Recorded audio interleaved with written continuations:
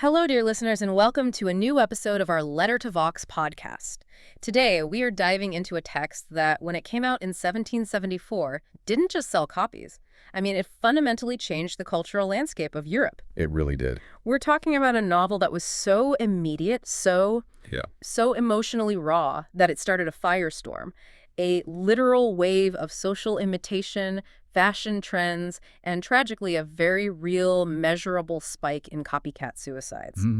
We are going deep into Die Leiden des jungen Werther, or, for us, The Sorrows of Young Werther. That's it. And it's such a short book, written almost in a fever dream, you could say. But the impact was just titanic. So what's our mission today? What are we looking for? Well, our goal is to really unpack the central statements, the philosophical fights happening inside this correspondence. We want to find the nuggets that explain why this book became, the defining text of the Sturm and Drang movement. Storm and stress. Exactly. We're looking at the psychological drama. Yeah. This cult of pure emotion and the huge contrast between our protagonist, Werther, and the rational world that he just cannot accept. And I think to really get into the mind of Werther, we have to start with the incredible life of the man who created him, the great Johann Wolfgang Goethe. Absolutely. And we should establish that name. It's weight. Johann Wolfgang Goethe. He was born in Frankfurt am Main, August 28, 1749.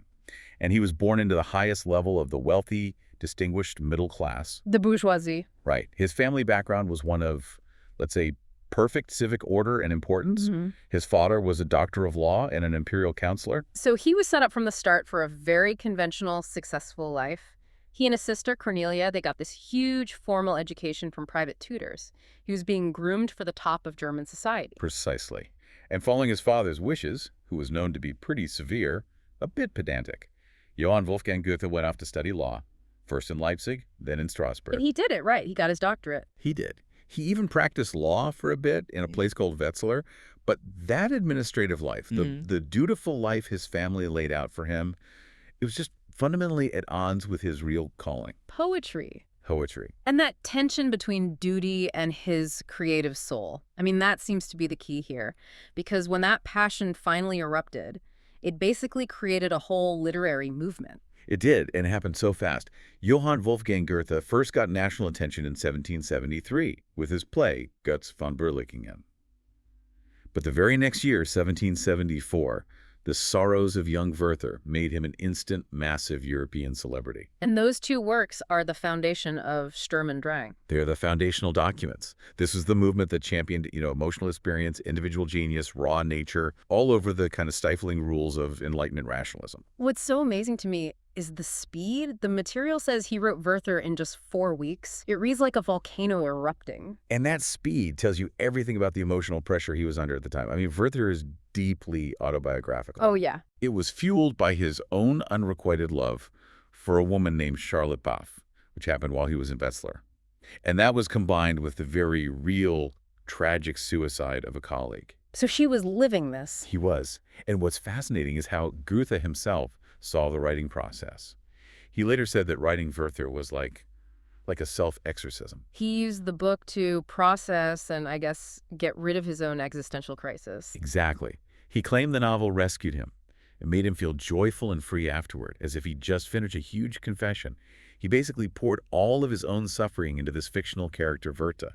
And by doing that, he survived. But the twist, the irony, is what he did right after becoming famous for this book about rejecting society. The famous shift to Weimar. Yeah. In 1775, at just 26 years old, the famous Johann Wolfgang Goethe gets an invitation to the court of Duke Karl August in Weimar. He moves there, and he stays there for the rest of his life. He goes from being the ultimate poet of spontaneous feeling to a government man, a high-ranking political and administrative official. For him out. The youthful genius who wrote a book celebrating the destruction of societal rules suddenly becomes the guy who makes the rules. That's the core biographical tension, isn't it? It is. The move to Weimar is the moment Goethe, reconciles his massive creative energy with the practical needs of civic life.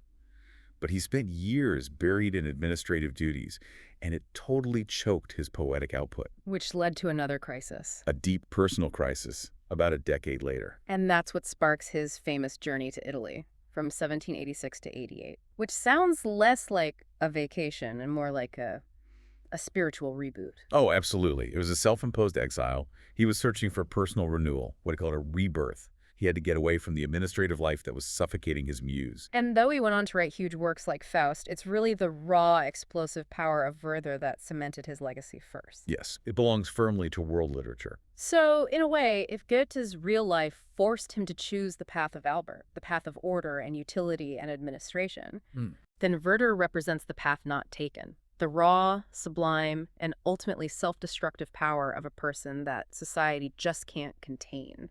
That is a powerful way to look at it. And the novel really serves as a warning about the emotional extremes that Goethe himself barely survived. That tension is there from the very first letter. Okay, so let's pivot to the text itself.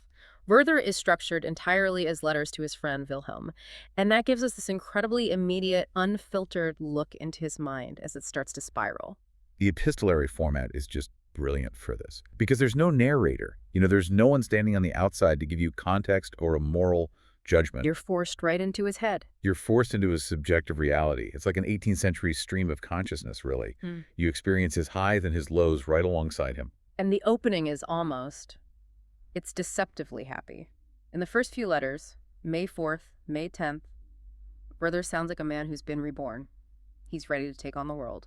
He is. He talks about leaving behind burdensome connections, and he specifically mentions poor Leonore, who he admits he might have led on a bit. Right. He promises Wilhelm he's going to amend his ways, he's going to stop dwelling on past problems, and just enjoy the moment. It's a classic fresh start. A doomed fresh start. A very doomed fresh start. And he immediately throws himself into nature. He finds this incredible sense of peace. Oh, yes. On May 10th, he says, a wonderful serenity has completely taken hold of his soul.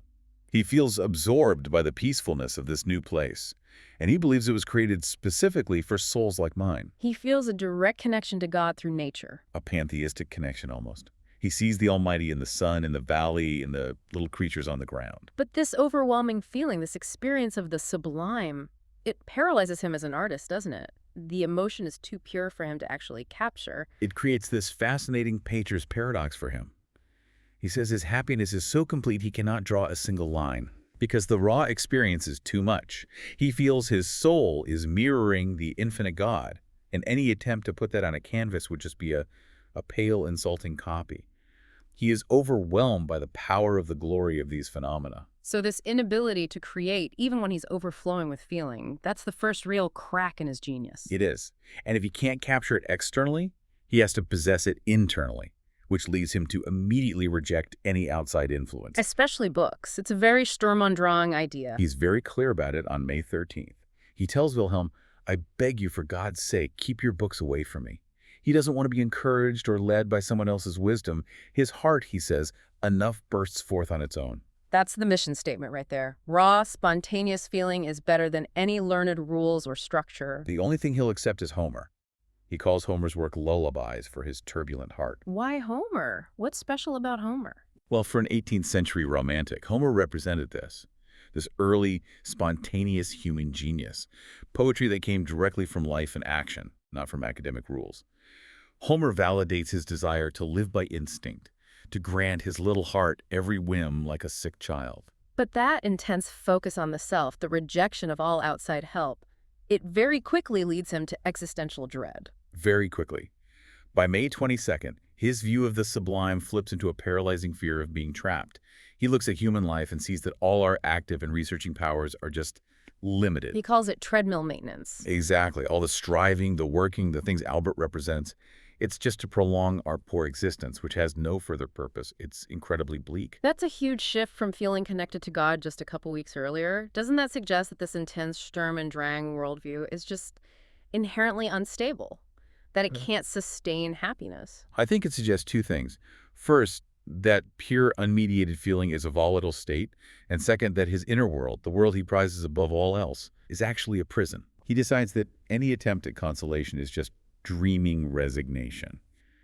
And he uses that amazing image, painting the walls of his prison with colorful figures and bright vistas. So he retreats inward, but all he finds there is hazy desire and darkness, not any clear purpose. And that inability to move from feeling to action, that will be his tragedy. He needs a physical place to ground this philosophy, and he finds it in a little village called Walheim. Walheim becomes his personal Eden, his pastoral paradise, with the 2 lime trees in front of the church. And it's there he decides to stick solely to nature. And he actually succeeds in drawing something. He does. A detailed sketch of children, a plow, farm elements. He captures it exactly as it is without adding the least of my own. This is his artistic theory put into practice. Just capture the natural truth. And this leads to his big philosophical statement on the tyranny of rules. Absolutely. He argues that nature alone is the infinite wellspring for a great artist. And he contrasts this with society's need for rules. He admits that rules are, useful. They keep society from collapsing. Right, they stop you from being an intolerable neighbor or a remarkable villain. Exactly. Rules have a utilitarian function. But then he delivers the Sturm and Drang manifesto. All rules, no matter what one says, destroy the true feeling of nature and the true expression of it. The second you impose structure, you kill the life force. And he uses that incredible analogy of genius being like a river. It's so visceral. It's one of the best parts of the novel. He asks why the stream of genius so rarely breaks out in a high flood to shake our souls. And the answer is, the comfortable gentlemen who build dams. the comfortable gentlemen. The rule makers, the Philistines, they build their dams to protect their own petty little interests, their tulip beds and cabbage fields. And in doing so, they stifle the river of genius. It sounds like a direct attack on the rising middle-class culture that valued order and money over raw, untamed talent. It's the artist's battle cry. It is. And because he rejects high society, he starts to romanticize the simple, uneducated people he meets in Walheim. He sees them as having pure, unconstrained emotions. He's charmed by the mother, the schoolmaster's daughter, who's poor but kind. Right. He sees her simple life as authentic. They might be clumsy, they might break things, but they're real. He romanticizes their poverty and longing because he sees it as proof of an uncorrupted soul, free from the political calculations of his own class. And then a romantic view gets even more intense with the farmer's boy, who is basically an emotional stand-in for Werther. A dark mirror, really. Yeah. And a huge moment of foreshadowing. He finds this peasant who expresses a pure, burning, innocent love for the widow he works for. The boy talks with such purity and truth about his desperate love that Werther feels ignited by it. He sees his own passion reflected in the boy, but without all the baggage of education and society. He loves the purity of the yearning itself. Absolutely. He cherishes the longing. But all of this emotional buildup, this high flood stream of feeling, it needs an object. And that object arrives. Her name is Lotte. Lotte enters the story at a country ball, and she comes with a warning label. A companion tells him, "Take care you don't fall in love. She is already taken by a very brave man who is away."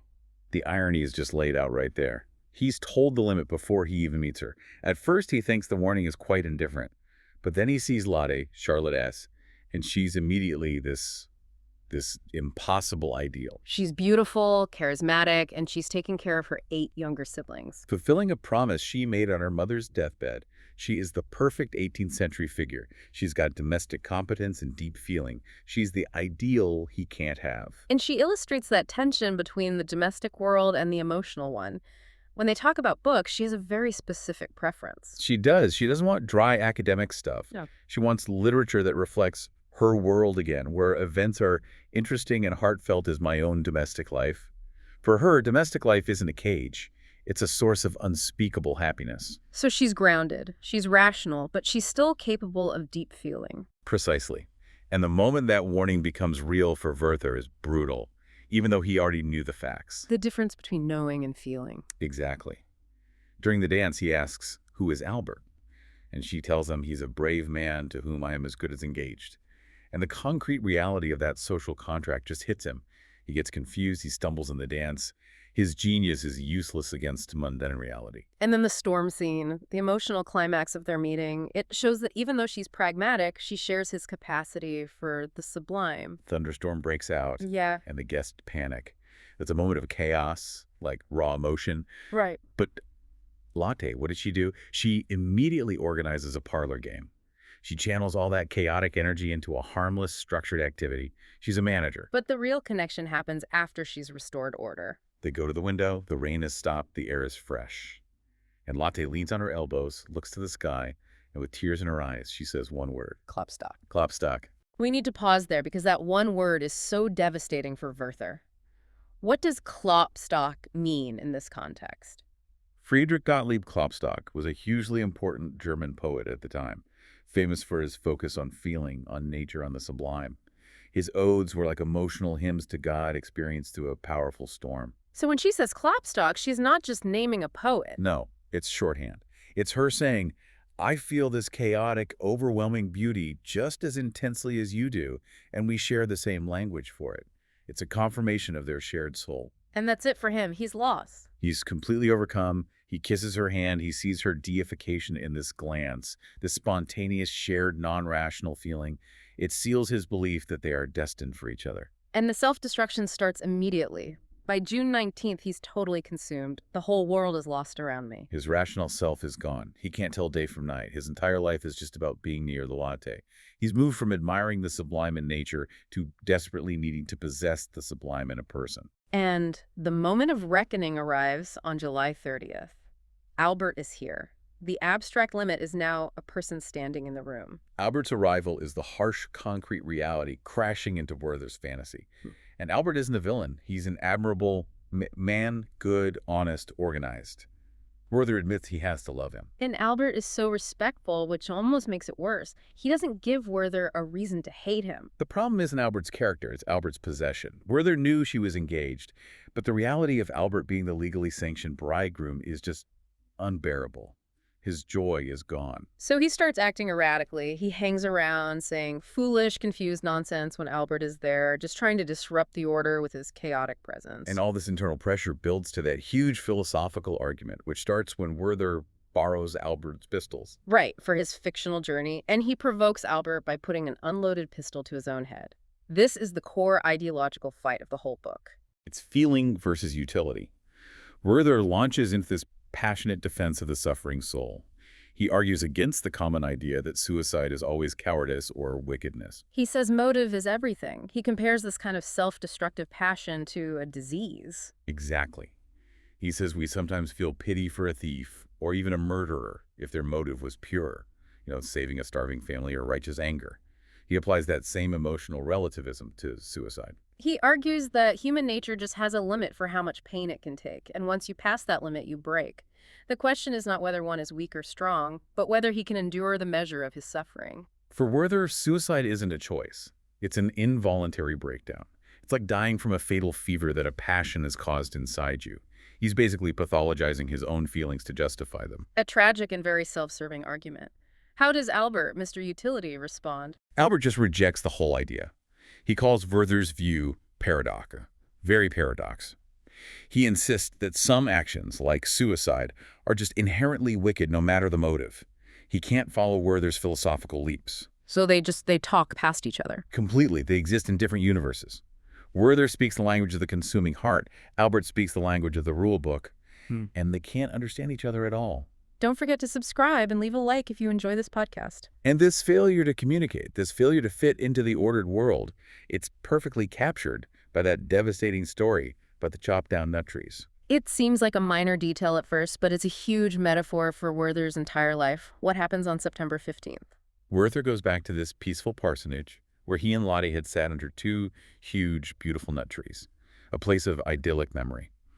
And he finds they've been chopped down. By the new pastor's wife, and Werther is just enraged. He is. And the reasons she gives for chopping them down are the ultimate indictment of sterile, cold rationalism. What are they? Well, this woman, who Werther calls a haggard, sickly creature, gives a few petty reasons.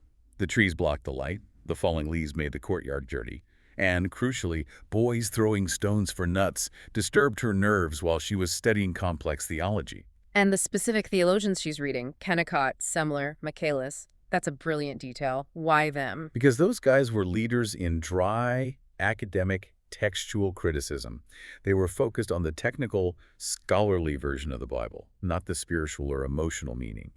So the wife represents this humorless, dogmatic intellect that sees natural beauty only as an inconvenience. So the majestic, beautiful trees, which symbolize Werther's genius and spontaneous feeling, their sacrifice for cleanliness, for quiet, for sterile intellectual order.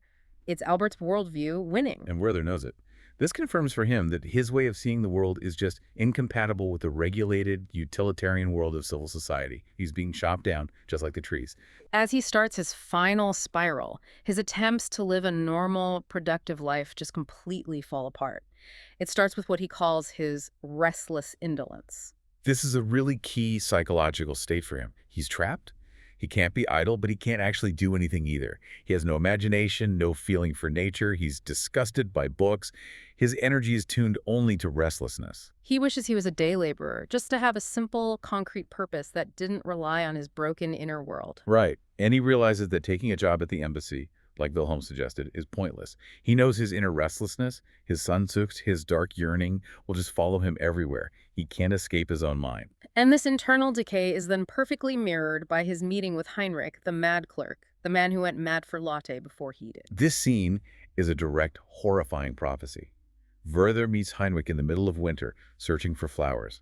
And the man says he was happiest when he was deep in his madness, feeling so well, so merry, so light as a fish in water. And Werther is just captivated by that, by this idea of a blissful delusion, a state free from crushing reality. And the horror gets worse when Albert tells him the backstory.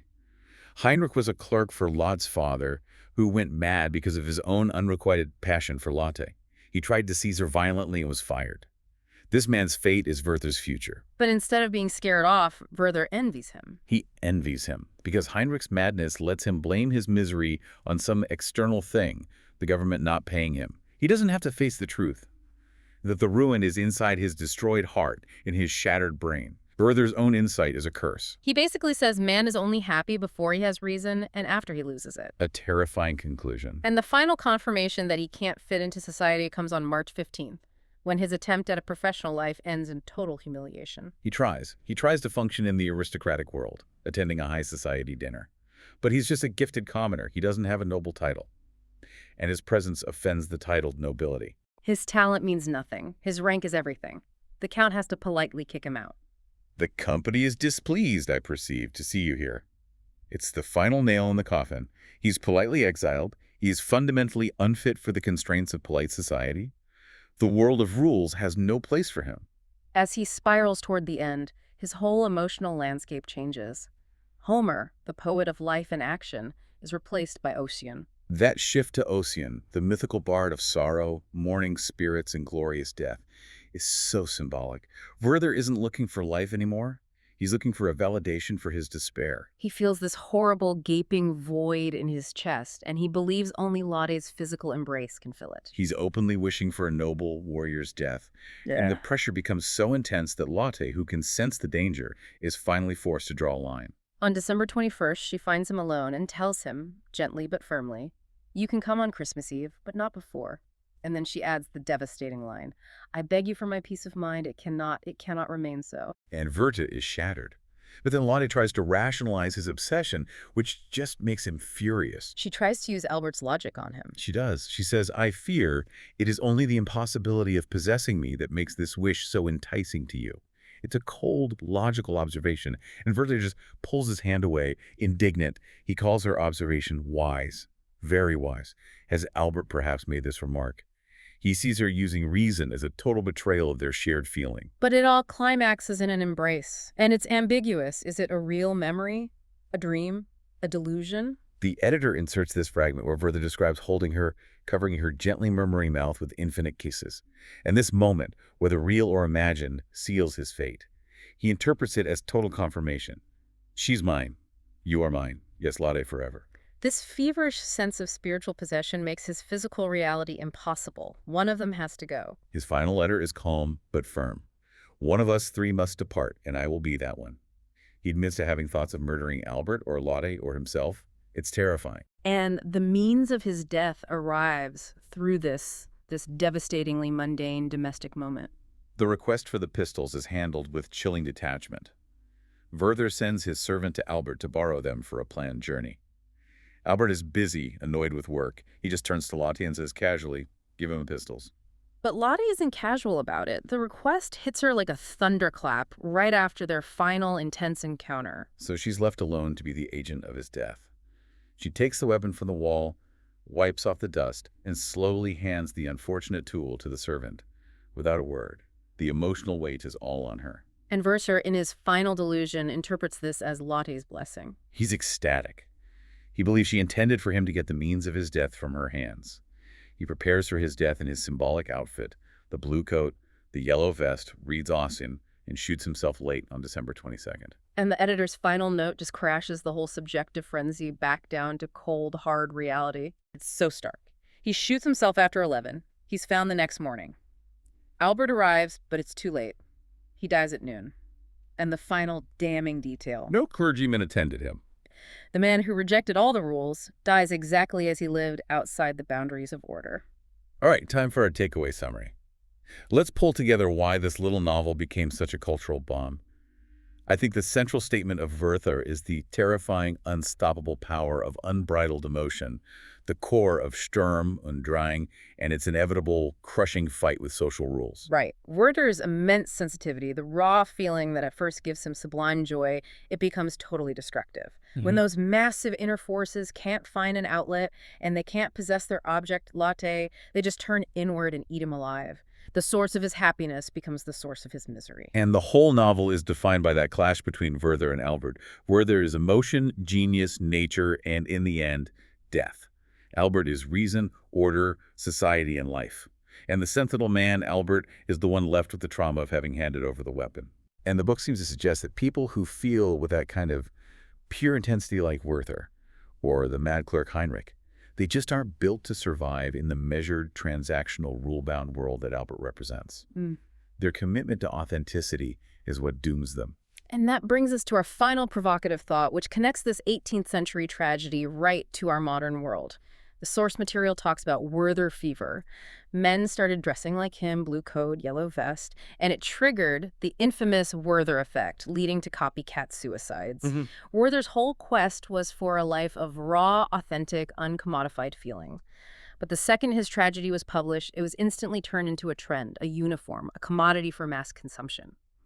So if Werther's fate was to die from the incurable intensity of his soul, what does it say about the society that was so eager to consume, imitate, and commodify that very intensity, turning a personal tragedy into a fleeting fashion statement? It suggests that maybe the world can handle the look of intense feeling, but never the reality. Something for you to think about as you navigate the tension between genuine self-expression and the constraints of the world you live in. Thanks for joining us for this deep dive.